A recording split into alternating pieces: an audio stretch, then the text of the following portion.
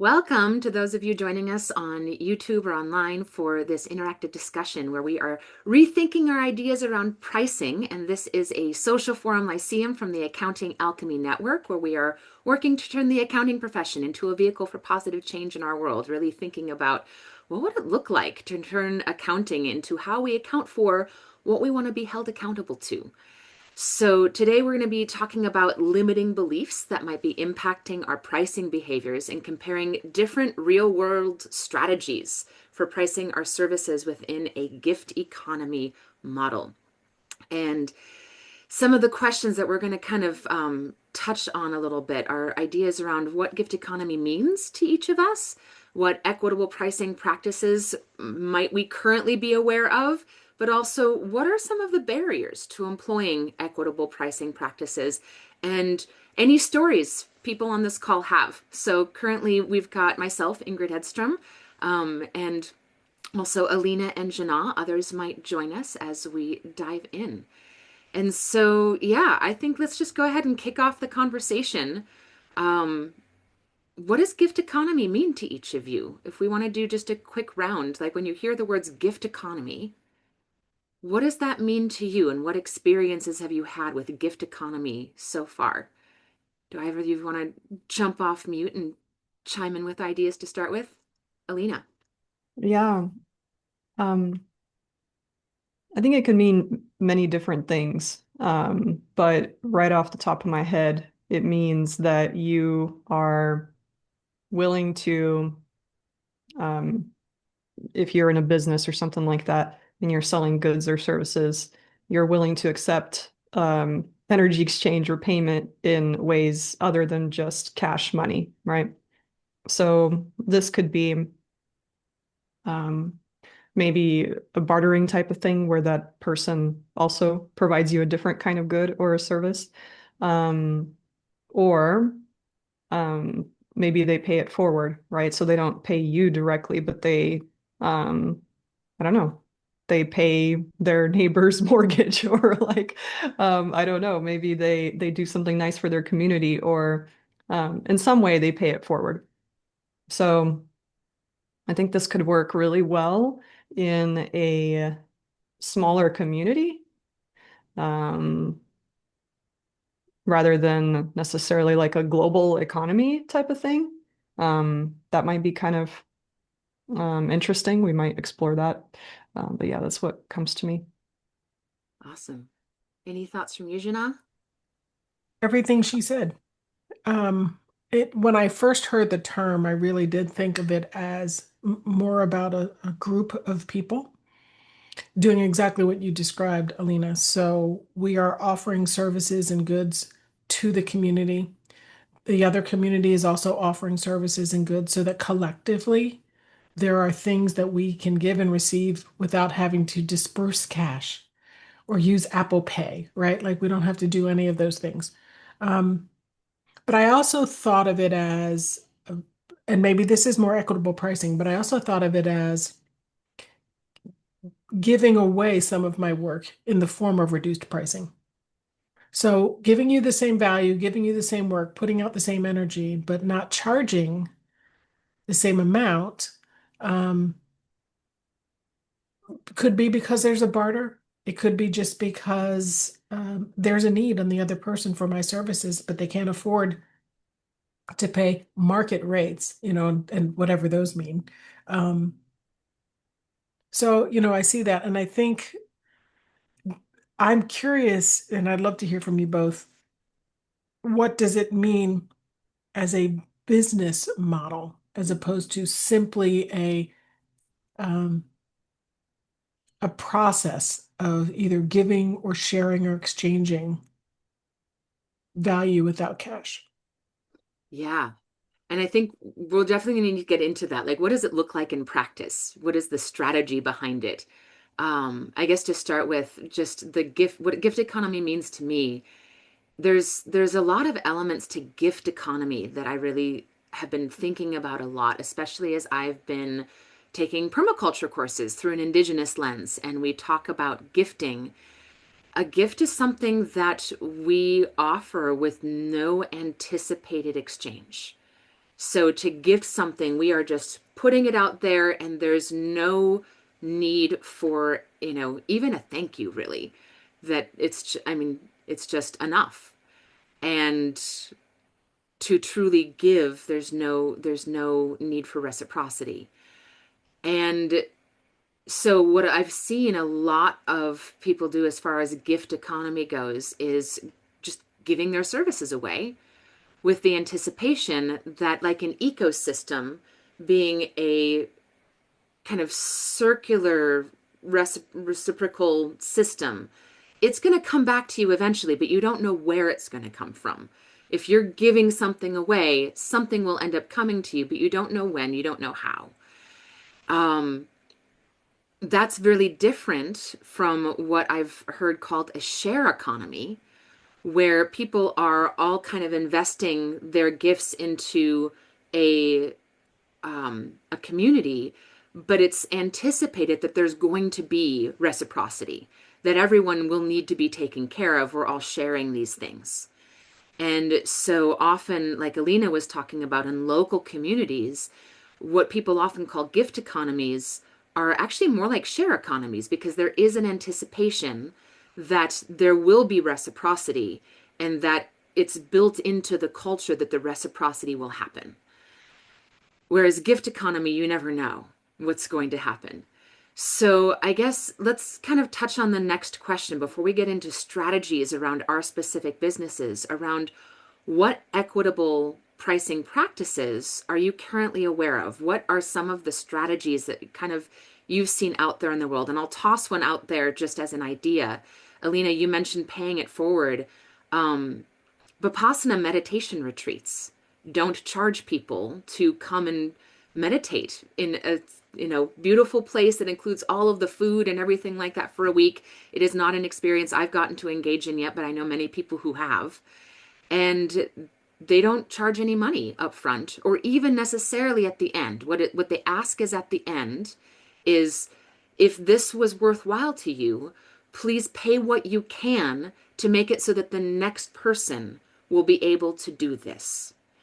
And that is a pay it forward model that then makes it, because somebody else paid for you to be able to do that. It was a gift that you received from someone, and now you are being asked to give within your means. And there's no oversight or judgment or anything like that. It's whatever you can afford. And some people can't afford anything. And some people can afford plenty, and they can cover 10 seats, and they're like, this is making the world a better place. If 10 more people can go and have this experience, then that improves the world around me, and that is going to come back to me in other ways, because I want to improve the world I live in, and wow, meditation would make that a better place. And so people are putting their money where their values are, within their means. So that's one example that I can think of. And I'm curious if there are any other examples that either of you that come to mind for either of you. Yeah, I mean, within their means is a good phrase there. Because I'm thinking about how, like, for a lot of business owners, um, being fully in the gift economy of just giving and not really knowing when they'll receive, doesn't make sense when you're living in a society, assuming you're living in society, mass society, where you have mortgage, rent payment, you depend on the grocery for your food, um, because they don't take gifts, right? They only take money. So, you're going to have to get money at some point if you're going to rely on those resources. However, yeah, I do like the idea of the pay it forward. Um, I'm also thinking about, like, uh,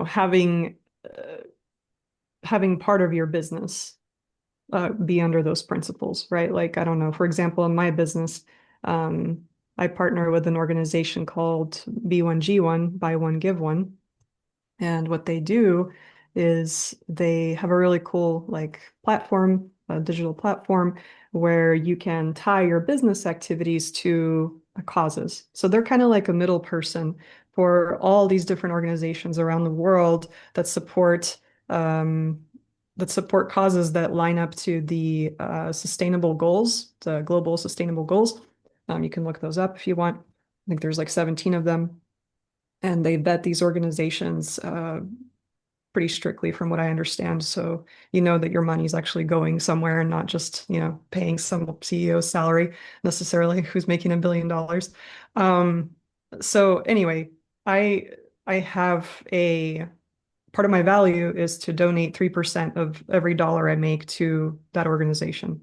Sometimes I donate even when I don't make any money. Like I have a meditation that I do every week right now. And to everybody who shows up live, they have this cool little like engagement tool thing where I can choose a few causes. And then I fund a piggy bank. I put like $50 in there. And then whoever shows up, they click on the link that I share. And then there's like some causes that they can select, and they're like fund a cause, like fund, I don't know, 5 days of education for a kid in Vietnam or something like that. And then that just automatically funds that cause. So while it's not practical for me to give away all of my services, it feels really good to be able to do it in a small way that way and also make such a big impact in the world because I'm not the only one who's donating to these causes. We're using small contributions to create really big change because there's thousands of people in the world who are contributing in this way. So um, when I look at my dashboard and see that I've donated thousands of dollars in the past, 3, 4 years, I'm like, I don't think I would have done that like without this portal. I think I would have probably just given a few $100 to some organizations as I had, the hundreds of dollars in my bank account. But like doing it this way has allowed me to make quite a big difference you know, in a way that I wouldn't have before. And plus, like, um, people know that when they work with me, um, they're also making an impact in the world. Just not just because they're transforming themselves, because I'm in the self-transformation business, but like because I'm also funding these causes every time they do. So yeah, So anyway, that's a big I have a response. question for you, Alina, about the B1G1 thing. Knowing that you've donated thousands of dollars over the last few years, which thank you for that. Um, I'm really curious as accountants and fellow accountants watching this replay probably. How do you expense that? Is that, I mean, donations from businesses are generally considered like personal pass-through that, does that end up making any difference unless you are itemizing your expenses on your 1040? But like, or is it a marketing expense that can actually Mm, be, business expense on your well, businesses? that's a tax question, and I imagine that some of the you know how tax people have this like aggressive and conservative scale, right? So I would guess more of the conservative, or I'm sorry, the aggressive people might say, yeah, totally, do the marketing expense. I might say like definitely the any membership dues that I pay for that would be expensible, of course, but not my donations. I have not been doing it that way, but I'm more on the conservative scale. So just because of the things that I've seen in my years of practice, like I don't know. When something doesn't feel right in my gut, I'm like, that doesn't make any sense. But I'm also, I've been out of the game for a while and I'm using a lot of old school stuff. So anyway, Thank you I for sharing that. I just like I just do it on my personal return if I we just can itemize. Yeah, we just have this like, I love that we're all accountants and we can nerd out about the accounting questions too. And I hear you on those little things adding up over time. As a board member of a nonprofit organization that does land conservancy, we got to be on one of the Round Up Your Change campaigns at one of our local grocery stores. And it is amazing how much people rounding up pennies over the course of a month will add up to thousands of dollars. So, yay. Yeah. Welcome, Cass. Thank you so much for joining us. I'm going to pass the question to Jana, and then we'll loop you back into the conversation. So, we're currently discussing what equitable pricing practices we're currently aware of in the world that we've maybe seen employed, and we've discussed Vipassana retreats. And Alina was just telling us a bit about B1G1, buy one, give one. Jana, any thoughts from you? Actually, I will say maybe Cass can take this. My son is calling. He doesn't usually call me, so I need to find out what's going on. I'll be right back. Okay. Well, Cass, are you wanting to dive right in? Sure. Yeah. Um, so what other pricing practices? Hmm. Yeah, equitable gift economy. So, just I guess to kind of prompt you, start you off, another one that's coming to my mind is just seeing on like workshops and things that I sign up for that there's often three different pricing tiers, and it's not based upon the services or whatever you're receiving. There is the standard price, the supported price, and the supporting price. The Mhm. supported price being, hey, you're paying kind of less than what we would consider this. And if you don't have the means to pay full price, please, we don't want there to be a barrier to entry. And then the supporting price being, if you have the means to support other people in doing this, and this is Yeah. of value to you, please, pay a little bit more. And people talk about how astonished they are at how many people will gladly pay the supporting price, where they are paying it forward to have other people be able to join. And Yeah. that creates more equitable opportunities for everyone to be able to join. And then also situations where we've seen, and if the supported price is also beyond your means, please contact us. We do not want money to be a barrier to entry. Right. So for those who, don't have a maximum number of people who are able to attend or something like that, being able to do that. So, yeah, any thoughts, Cass? Yeah.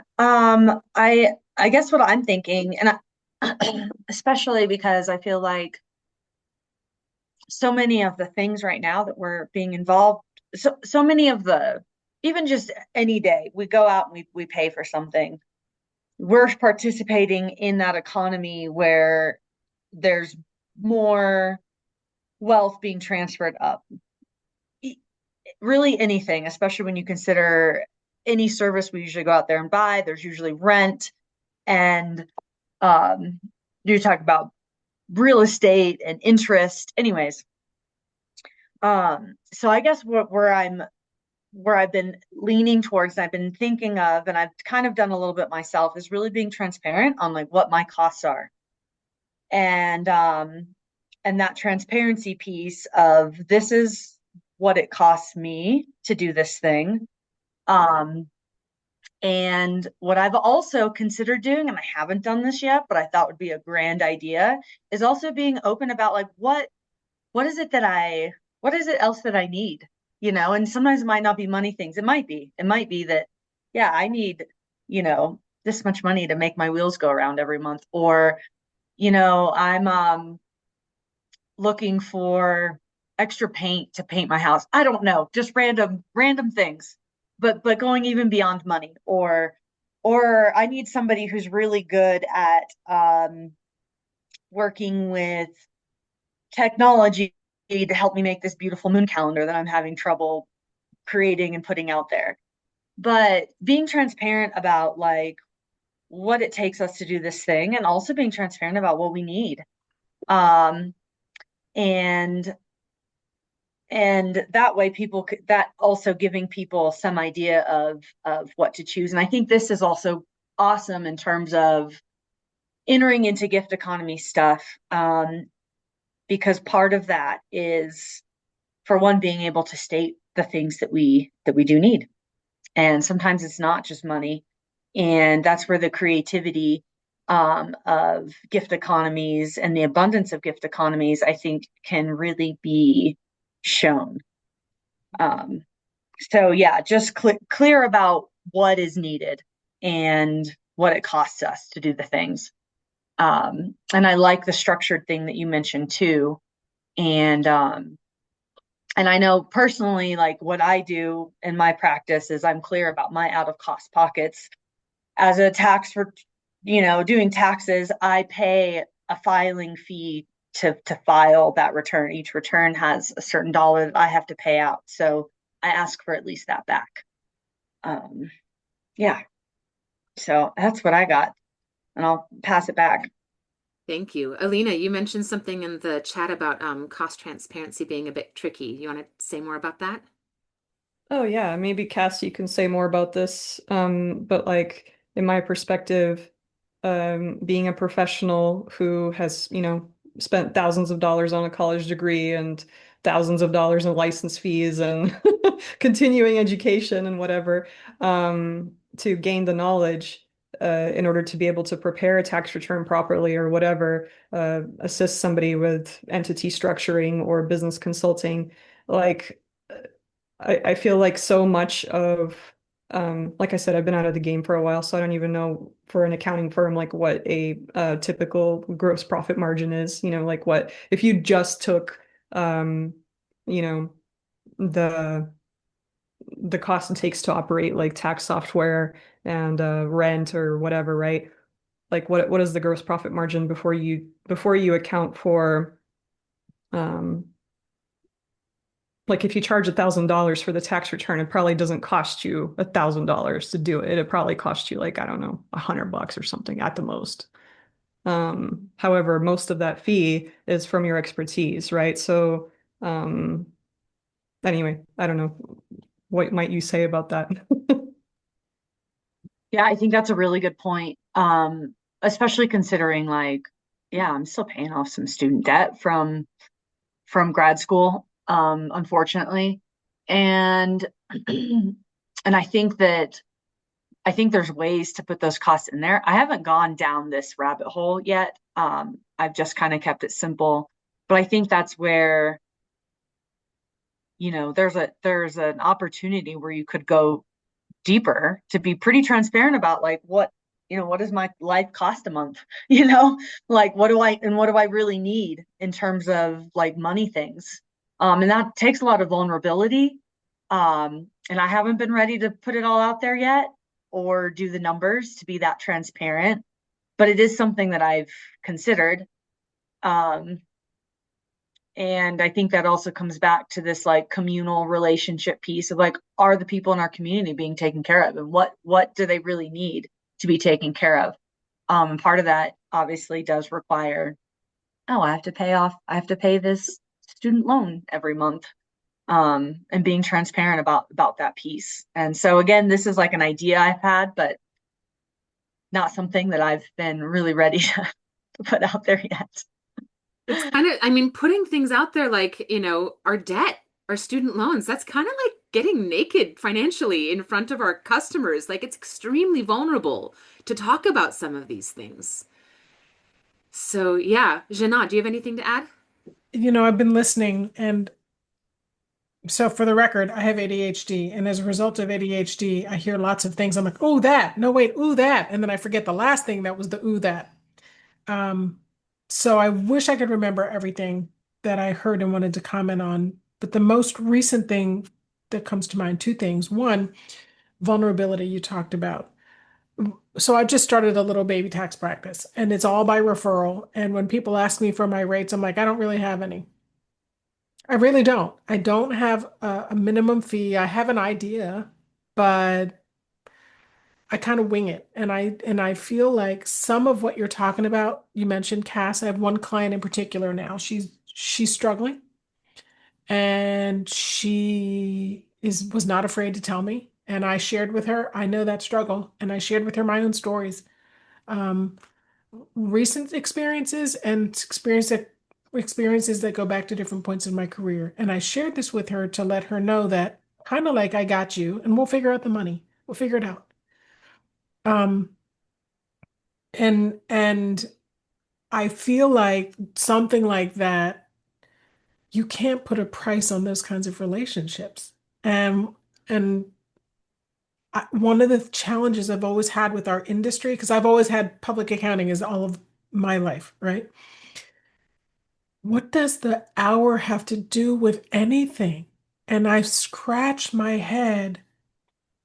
I never billed by the hour, even back when I started my practice in 93, and I never billed by the hour because I felt like I was using,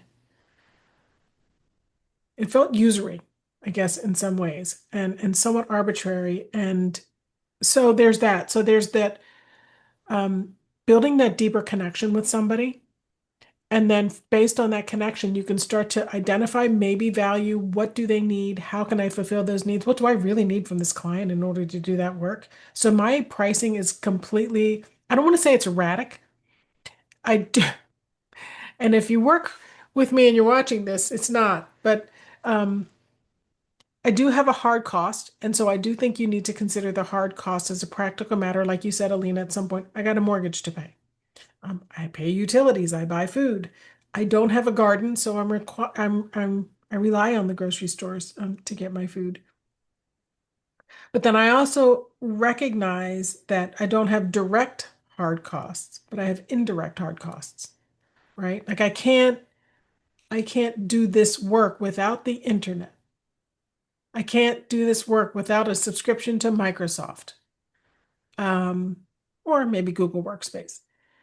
So somewhere in my pricing, I've got to factor that in. Do I factor in all of my costs to get to this knowledge? Well, all of this knowledge didn't come with a cost, right? So there's that. And then the other thing I wanted to say, in terms of pricing, I've always been adaptable in my pricing, always. And sometimes I struggle with uh, understanding that does the other person, does the client, does the person I'm working with have a perspective of shared value? Um, because I could wonder, are they using me? Are they taking advantage of me being willing to charge less? But then, I say to myself, I don't care. I really don't care. And part of it is the pay it forward idea. People are uncomfortable with that, and people don't always know what to do with that. And then I worry, do they think I'm manipulating them? Like there's too much that can get into our heads with all of this. But in my entire, even when I was doing a lot of training and speaking, part of what I wanted to understand was their budget. But I didn't ask so that I could give them a price that was the maximum of their budget. I asked because I wanted to be mindful of that. For them to get true value of the work we're doing, I felt like I needed to make sure there was space in their budget to really round out what I'm bringing, what I'm trying to offer. Something came to mind for me the other day. This happened last year. I was at the grocery store and there was a gentleman in front of me and he was buying his groceries and he actually didn't have that much. He had like a few things. And I don't remember what the bill came to, but he opened his wallet and he took out his cash. He did not have enough money to pay. And I could see that he was slightly embarrassed. He might have thought he had the money to pay. I don't know if he thought he was going to get away with it, but I'm like, bro, I got you. I took out my Apple Pay. I zapped it. It was done. Done. And he's like, what just happened? I'm like, I just took care of it. You're fine. And what I really appreciated from that was that he appreciated that. And that was all I needed. You said something about that, Ingrid, to sort of that earlier. That I took joy in being able to help him out, you know? And so I see this in so many ways. Like I see people every single time I've seen somebody in front of a grocery store asking for money. Every single time I will walk up to them and say, what is it that I can get you from the store? Because I don't want to give them money. I don't know what they're going to do with the money, but I want to give them what they need. And I remember there was this one woman who said, well, actually, I could use some chicken, a little bit of spinach, some broccoli, and da da da da. And I'm like, I got you. And that's exactly what I bought her. And then she had a kid, so I bought her kid like some cookies or something. But to me, a gift economy means one, in my business and in my practice, how am I pricing and am I giving something away? I don't see it as giving something away when my pricing is a little lower. Does that count? Um, and then I do want to honor the fact that not everybody can pay the same thing, and not everybody should pay the same thing in my mind. So anyway, I've been rambling, but those are some of the things that came to mind when I was hearing the different things that you all were saying. Thank you. Alina, you mentioned in the chat that you've got a couple other ideas also. Yeah. Just to the point of like, do what you can, you know. I also have like some messaging. I'm updating my website, but I will have some messaging on my website that says, if I charge by the hour, but that's because my work is very much hourly. Like I spend time with the person. So uh, I basically say if this rate is not accessible to you at this time, like I encourage you to get on a call with me anyway, because I offer a limited number of sessions per month at, an affordable rate or at a free rate, even for people in need. Or at the very least, I can get you some free resources, or, resources to where you can get help, because I don't believe that mental health should be a luxury. So that's a way for me to um, upkeep my values and still offer something without completely, just relying on I hope that the universe gets me a gift so I can pay my mortgage next month. That's not, yeah, not possible right now. But yeah, so if you're able to offer a limited number of free services, think about your time, how much you have available, so that you're doing a little bit. Because I feel like that at least gets us into the mindset. Like that's the same thing with the 3% for me with the B1G1. Like, no, I don't know, that's not gonna save the whole world. But like it's gotten me into a mindset of giving. Like it's really built up that value and the quality within me of like being a giving person. Um, so because I've been doing that for years now consistently, I'm more likely to do that um, in other ways. Janan, do you want to say something since you might have a thought? Well, I was think so I was talking with you, Alina, and you shared some possible different ways to express that. I actually added something like that to my website that said, if don't let money be the reason you don't call me, like cost be the reason you don't call me. But I was also thinking about like what is it that we consider value in giving away? Like I don't even know. So I'll give you an example and then you can tell me if this falls into the gift economy or the conversation that we're talking about. I had a prospective client call me and they told me what they needed, or thought they needed. And what I heard in their voice was anxiety and a little bit of fear, right? And so the first thing I did was to share with her that it's you're gonna be fine, right? You're gonna be fine. The worst that can happen is you're gonna get a penalty. And yeah, that's not fun, but don't worry, you're not going to jail, right? Because I think some people actually are afraid of things like that. And then I walked her through what she needed to do. And after talking with her, I'm like, I don't think you need my help. I think you could do this. Here's what you need to do. And if you start trying it and you have trouble, call me. I'll help you out. And so, and I know people who might have tried to sell that service. I think I offered value, even though there was no bill, there was no formal client. And so, is this part of what we are talking about in terms of a gift economy? Because I don't think in our industry, that conversation that I had with this prospective client even enters the realm of we've just conducted some business. Does that make sense?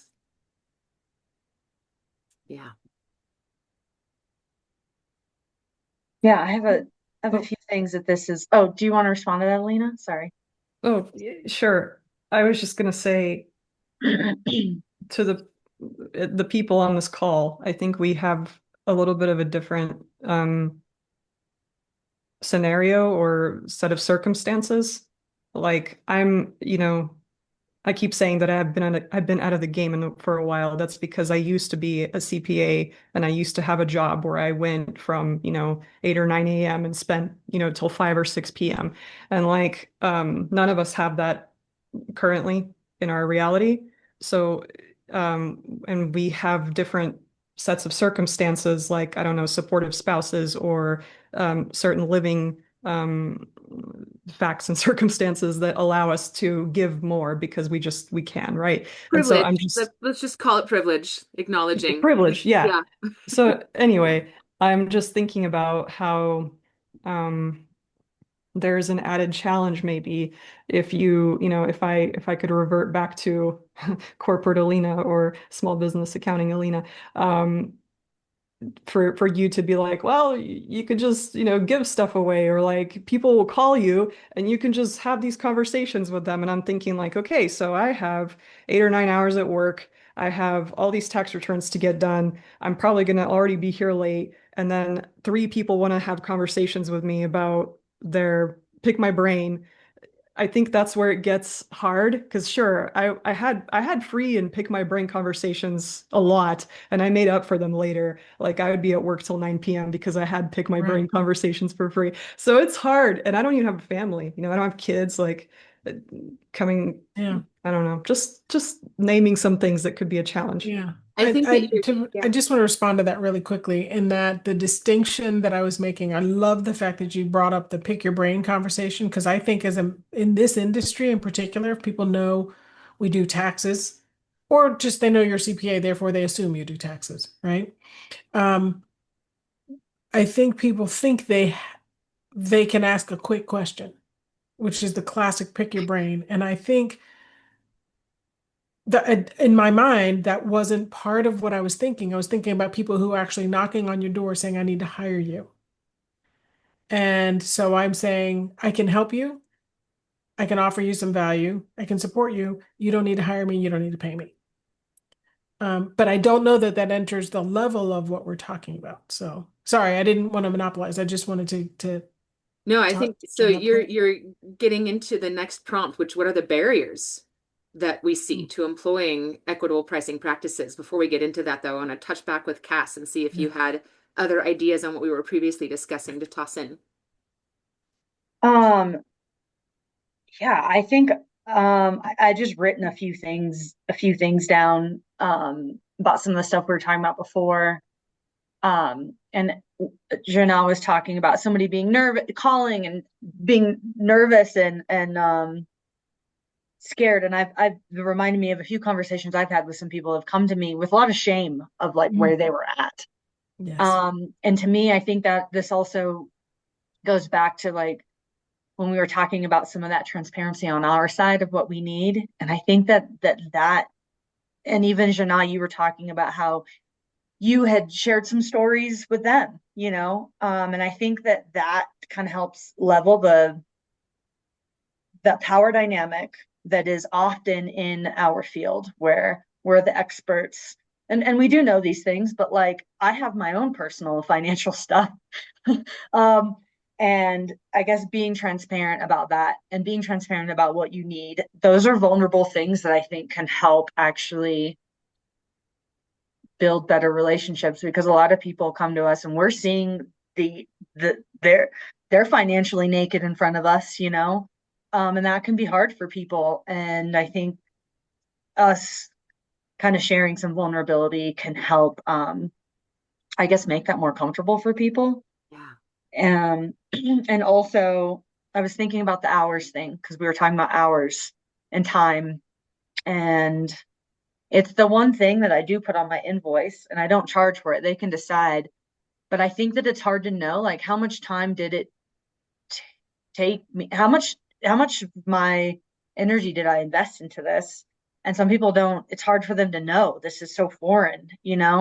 And things are more complex than they might think they are, or they're more simple than they think they are, and they don't know. And so I've found in my gift economy practice, putting hours out there has been helpful for people to at least know like the time that I've put in there. And again, that doesn't go to the indirect costs of the thousands of hours that I studied in college or the other research that I put in, like, so there's some indirect time in there and costs that aren't in there, that aren't being put in there perfectly.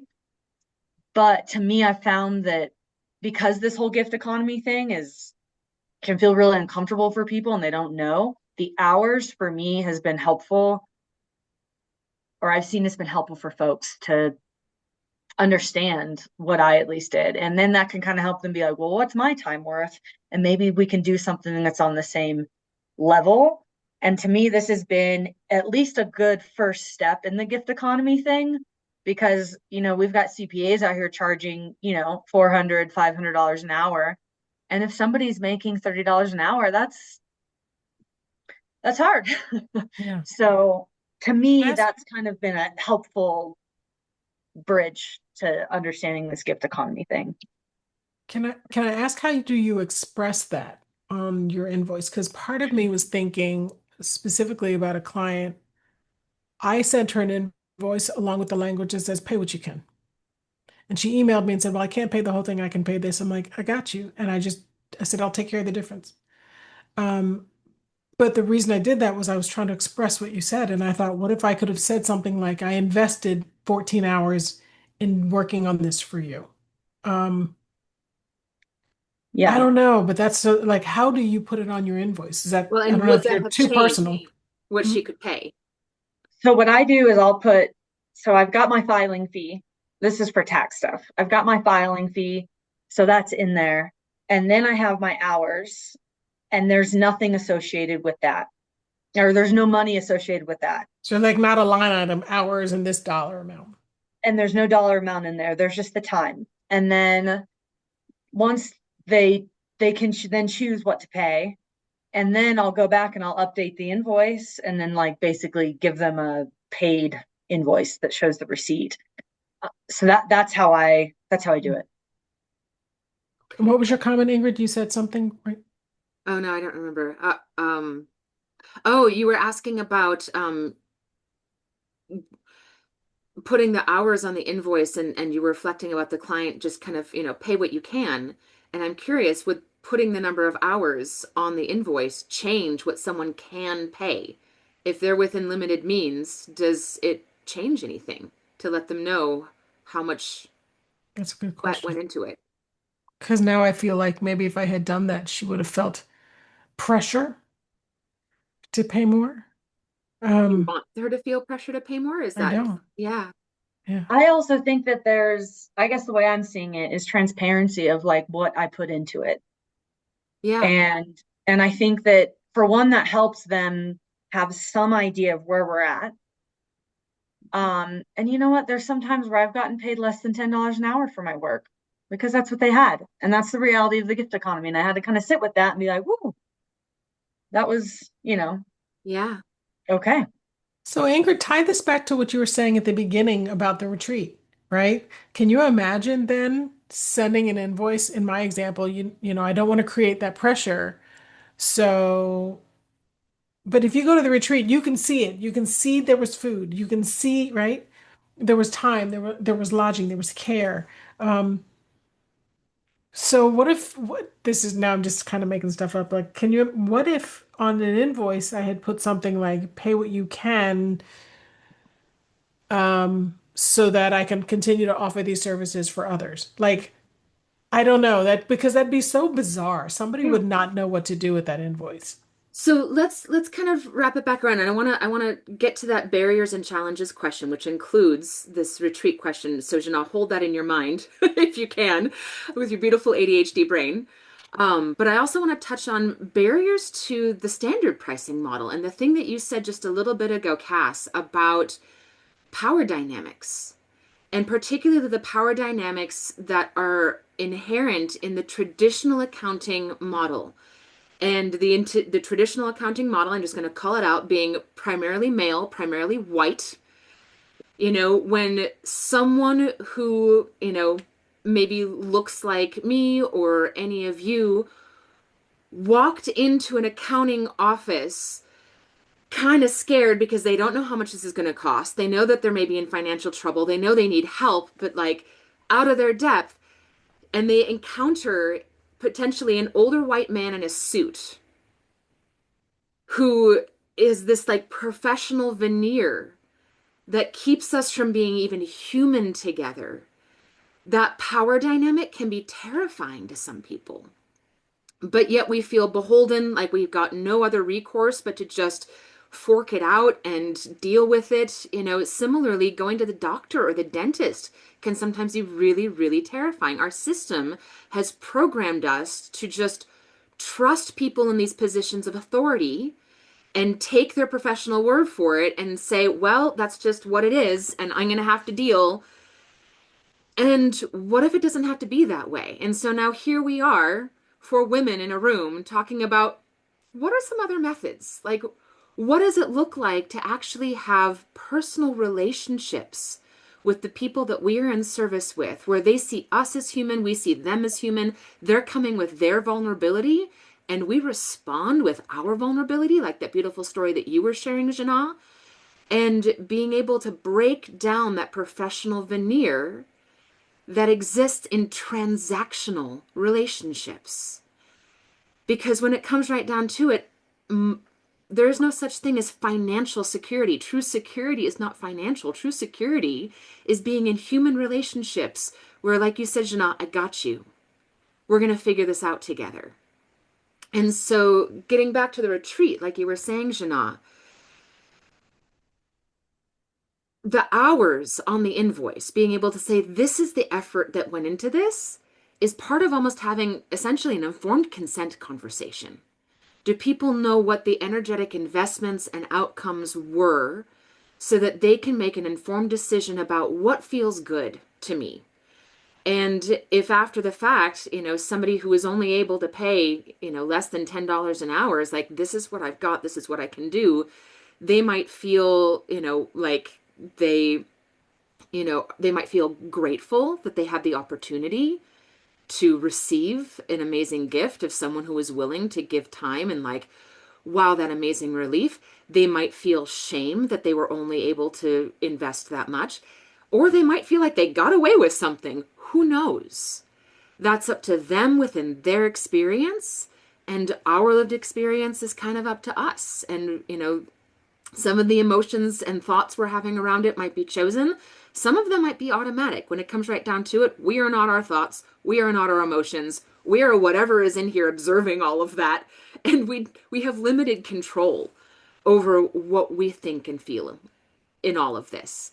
So with the retreat, the real question, I think, comes down to if there are so many people paying the minimal supported price or nothing at all, and there's only a small handful of people paying a supporting price to be able to pay it forward to cover those people, and everyone's seeing the beautiful food out there and such like that, if the retreat is not making ends meet, they've got a couple options. They can put it out there, oh, hey, by the way, so you're aware, we only have the funds right now to be able to do 3 more of these at current giving levels. So if this is important to you and you want to see this continue, please consider giving more and putting a bit more emphasis on the ask.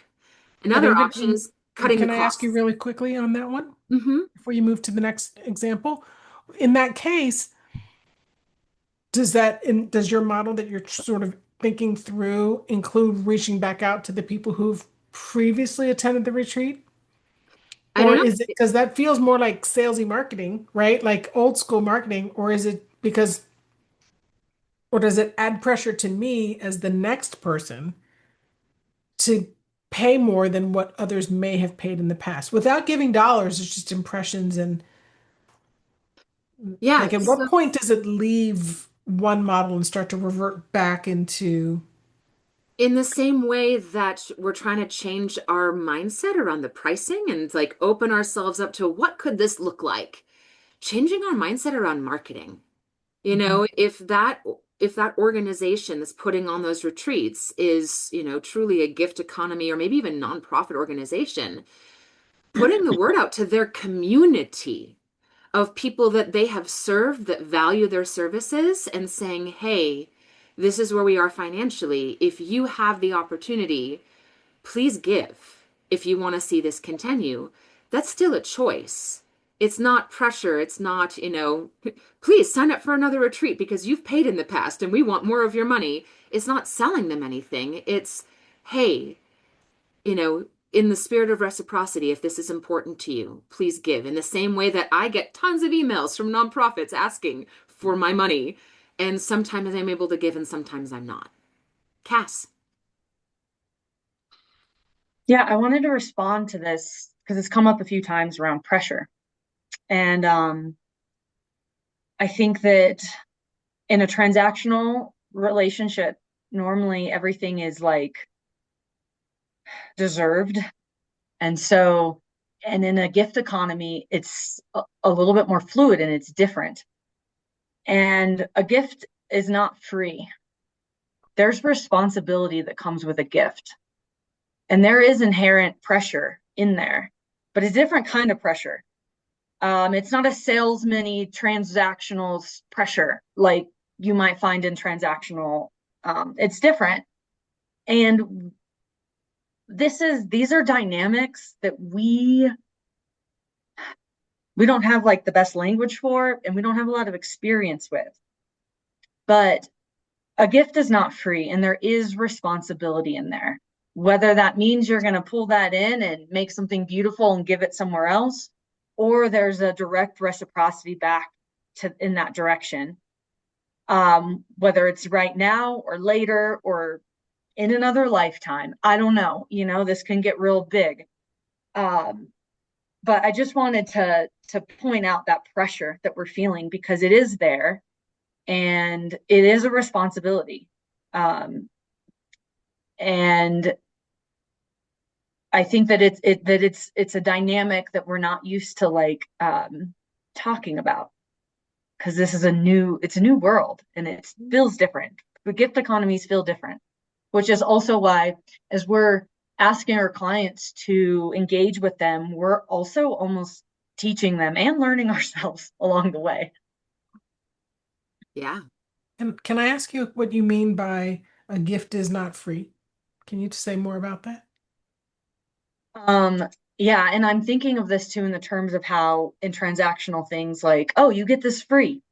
And but to me, there's a responsibility in this. Like and this is me thinking of things of like, we have all these shared resources. Everything is a shared resource, right? It's shared energy that might be under our care. And I'm also thinking of like, the more things in my care, that's more responsibility. If somebody gives me a mansion, that's a big responsibility, and that's not really free. And there's more. I have to like tend to this energy now. I have to tend to this mansion. I have to keep up with it or whatever, or give it away, but when we receive something, that's we have responsibility to tend to that. And I think that's where there's a huge difference between transactional economies, where like I did all this work and then I got this money and I deserved it. And there's like this I deserved it thing, and of course I got that money. In gift economy, there's a more of like it's different. I wasn't guaranteed that money that they gave me. And there's a lot more room for like gratitude. And now I have this responsibility to do something beautiful with this. At least this is the way I feel, and this is the way I've come to feel my way through this new dynamic of energy. And I'm thinking of like, for instance, the other day, I found some pair of sunglasses on the beach. And I went up off the beach and there were some people there, and I asked, like, did any of you lose any sunglasses? Because these sunglasses are under my care now. This is a really stupid example, but and they're like, no, it's not mine, but I just lost mine yesterday. And I was like, well, here you go. Here's some sunglasses, But I guess, yeah, being able to, everything that's in your care there's a responsibility there.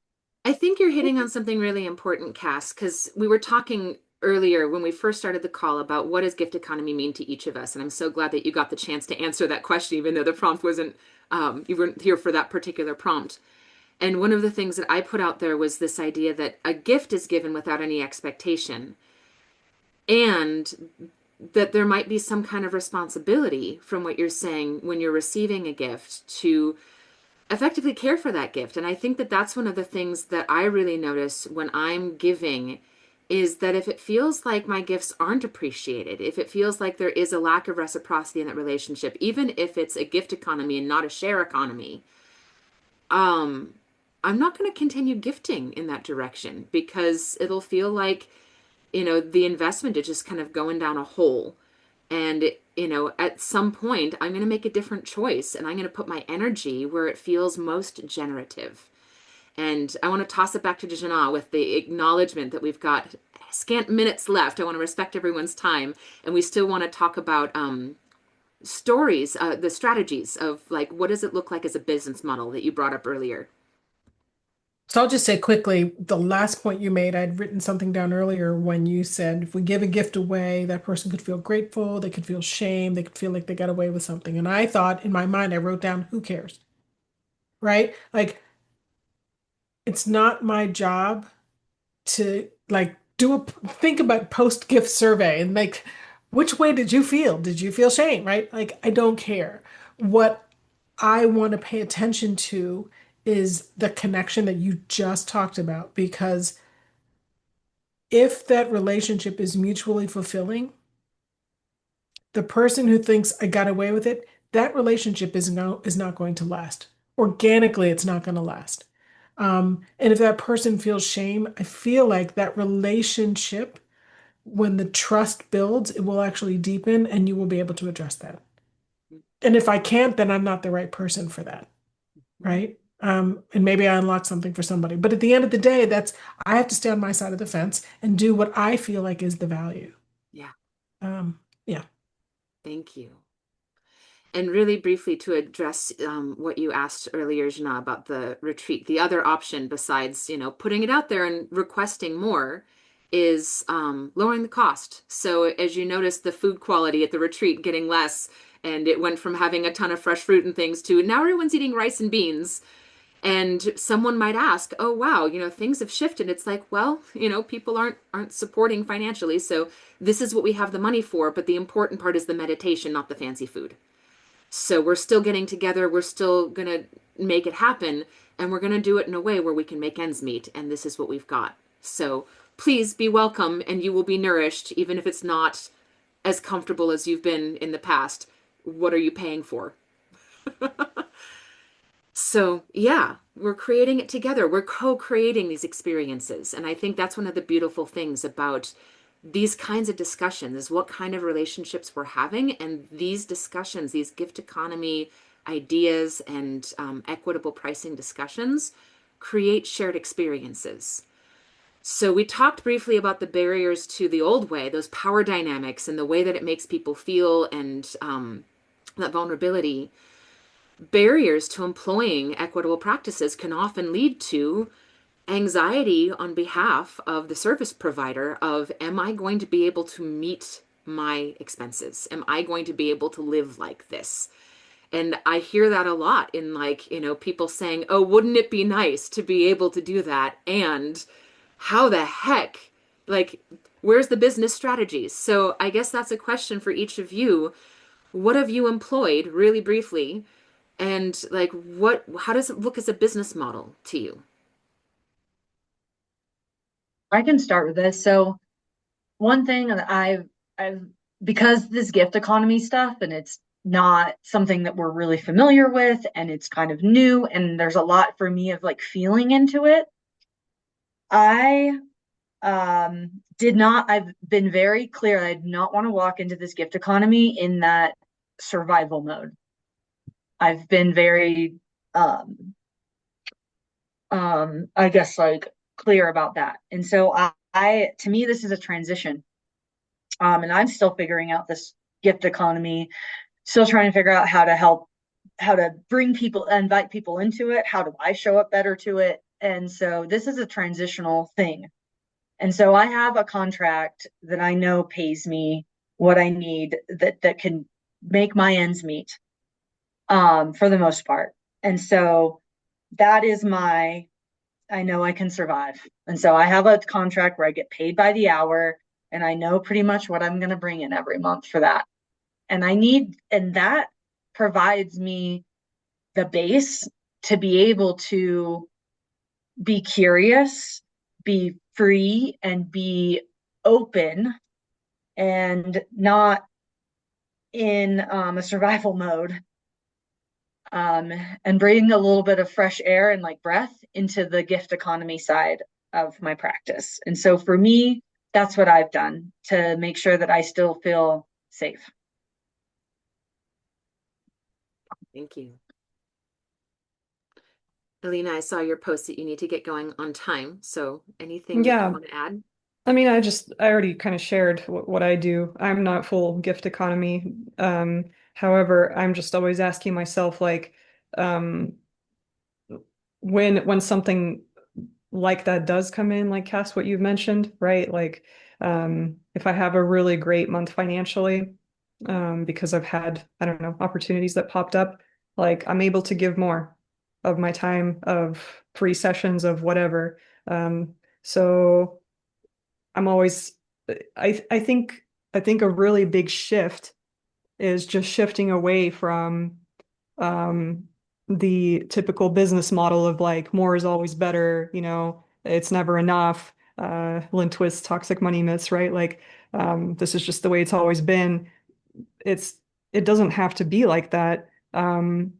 If you can even just think about what are my values and how do I want to live more into those values through what I already do in my business or what I do outside, like you can start to make small choices like that. Instead of just being like, I have a business, it needs to make X amount of money without even considering really what your true needs are. But I know that I need to make more money just for the sake of making more money. Like if you can even shift that perspective, um, that can already make a giant change. And that's, I mean, Accounting Alchemy Network has influenced me quite a bit in making the changes that I've made in my business because I used to definitely be like yeah, sure, more money, great. For the sake of more money, why wouldn't I want more money? Um, so yeah. Thank you. Jana, any thoughts from you? There's really no time. Um, I just think that looking back, I've been doing a lot more of this than I realize. But I also feel like I wrote down how do I express this gift economy mindset in my own business brand? Like, how can I express that in a way that, you attract the right people? Marketing isn't about finding people, it's about repelling the wrong people, right? And so, how do you find ways to draw that energy to you? Um, I'm going to be thinking about that a little bit more. I Then we can love talk that. about that at the next one. Yeah, I love that for ongoing food for thought. Maybe we can discuss it at the upcoming accounting cafe. Just put that in our mental idea. And I guess just to wrap us out, my own strategy. Handful of years ago, I read The Surrender Experiment by Michael Singer, and ever since then, I've really been focused on I no longer work for the living. I show up in my highest self and highest service, doing what I love within my zones of genius. And I trust that the universe will ensure that I can continue to do so. So, whether I'm getting paid for it or not, if someone is asking me to do something that I love to do on their behalf, I'm happy to do it because that's a win win. And it's really kind of crazy how well it works. And it's not necessarily about, putting a price tag on my services. It's just the flow is flowing. And, it might be a little um, kind of woo woo. And at the same time, it's working for me. And so, yeah, I volunteer a lot more than I work at this point. But at the same time, I've also managed to minimize my expenses. And it's been really, really fulfilling for me. So I think that touching on what you were just saying, Alina, about knowing our values and showing up in our actions in alignment with our values, that's really where it starts. And breaking out of that scarcity mindset. You mentioned Lindquist's book, The Soul of Money, is another great resource for that. So looking forward to continuing this conversation. Thanks to each of you so much for showing up today and having this talk. And I'm sure we'll be discussing these ideas more in the coming months.